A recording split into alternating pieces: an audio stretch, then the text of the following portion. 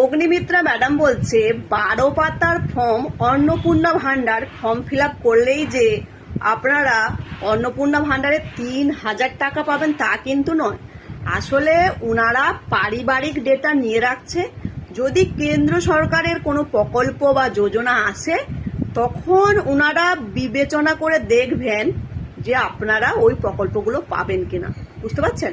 তাহলে কি কথাটা দাঁড়ালো, আপনাদের পারিবারিক ডেটাগুলো ওনারা নিয়ে রাখছেন, যদি কোনো প্রকল্প আসে তবে পাবেন কিনা। তাহলে অন্নপূর্ণা ভান্ডার কিন্তু পাবেন কিনা তার গ্যারান্টি নেই। বুঝতে পারছেন? যদিও ওনারা ভোটের আগে প্রতিশ্রুতি দিয়েছিল যে যারা লক্ষ্মীর ভান্ডার পায় তারাই অন্নপূর্ণা ভান্ডার পাবে, বরং 1500 টাকাটা 3000 টাকা করে দেবে। কিন্তু ওরা ভোটের আগে প্রতিশ্রুতি দিয়েছিল, কিন্তু ভোট হয়ে যাওয়ার পর ওনারা এবার ক্ষমতায় এসছে, এবার ওনারা বিচার বিবেচনা করে দেখছে।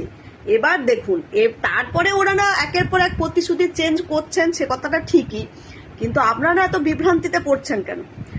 আপনারা আবার বিচার বিবেচনা করে দেখুন আপনার পরিবারের যে ডেটাগুলো আছে, ধরুন আপনার পরিবারের সব সদস্যদের ব্যাংক অ্যাকাউন্ট, প্যান কার্ড, আধার কার্ড, জমির দলিলের কথা আমি বলতে চাইছি না, আমি শুধু এই প্যান কার্ড, আধার কার্ড আর হচ্ছে ওই ব্যাংক অ্যাকাউন্ট, এই যে তিনখানা ডেটা চেয়েছে সমস্ত পরিবার সদস্যের কাছে, আপনারা এই পরিবারের সমস্ত সদস্যের এই ডেটাগুলো আপনারা করবেন কিনা, পাবলিক করবেন কিনা, এটা এবার ভেবে দেখবেন।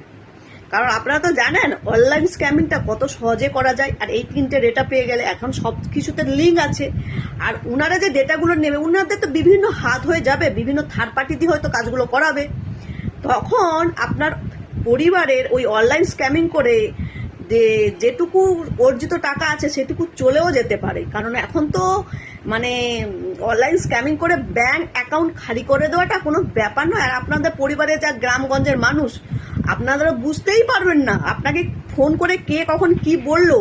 আপনাদের এই সমস্ত ডেটা পাওয়ার পর আপনাদের ফোন করে যখন কেউ কিছু বলবে, আপনারা বাড়িতে 5 জন মানুষের মধ্যে কেউ বুঝতেই হয়তো পারবেন না যে কি বলতে চাইছে, কোথা থেকে অন্নপূর্ণা ভান্ডারে ফোন এসছে আর কোথা থেকে স্ক্যাম হয়ে আপনার 2 লাখ টাকা বেরিয়ে গেল।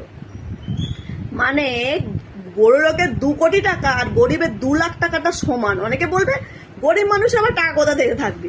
আরে বাবা, গরিব মানুষ মানে তো মানুষ তো একদম ভিখারি হয় না, কিছু না কিছু তো মানুষ কষ্ট করে অর্জিত ইনকাম তাদের অ্যাকাউন্টেই রাখে, ব্যাংক অ্যাকাউন্টেই রাখে, তাই না? লোক তার বিছানার তলায় রাখে না, এখন ব্যাংক অ্যাকাউন্টেই থাকে। এবার সেই ব্যাংক অ্যাকাউন্ট থেকে একটা গরিব মানুষের যদি 2 লাখ টাকা চলে যায়, সেটা কিন্তু বড় লোকের 2 কোটি টাকার সমান। 2 লাখ টাকাটাই গরিব মানুষটা তো অর্জিত করে জমা করেছে না। এইসব আপনারা একটু কিন্তু ভেবে দেখবেন, ব্যাস এইটুকুই বলার। এই যে পারিবারিক ডেটাটা ওনারা তুলে রাখতে চাইছে, এবার আপনারা সেই পারিবারিক ডেটাটা লিক করবেন কিনা। জমি জমা ঠিকুজি কিস্তি তো ঠিকই আছে, কিন্তু এই যে 3টে জিনিস, এই 3টে জিনিস খুব গুরুত্বপূর্ণ এই অনলাইনের যুগে। বুঝতে পারলেন? খুবই গুরুত্বপূর্ণ, আপনারা একটু বুঝুন। এই 3টে জিনিস কিন্তু খুবই গুরুত্বপূর্ণ। যাকে দেবেন তার অবশ্যই নিন, তার বর সরকারি চাকরি করেন নাকি সেই জায়গায় টিক চিহ্ন দিতে বলুন, বা ব্যবসা করেন নাকি এসব আপনারা করতে বলুন, ঠিক আছে, কিন্তু এই জিনিসগুলো খুবই গুরুত্বপূর্ণ। এবার আপনারা ভেবে দেখুন, আর কিছু বলার নেই, ব্যাস। আর আমি কিন্তু অন্নপূর্ণা ভান্ডার পাবো না বলেই রাখি, আর লক্ষ্মী ভান্ডার পেতামও না, জাস্ট আপনাদের সাথে ইনফরমেশন শেয়ার করছি। আমি তো ভিডিও বানাই, এটুকুই আমার কাজ।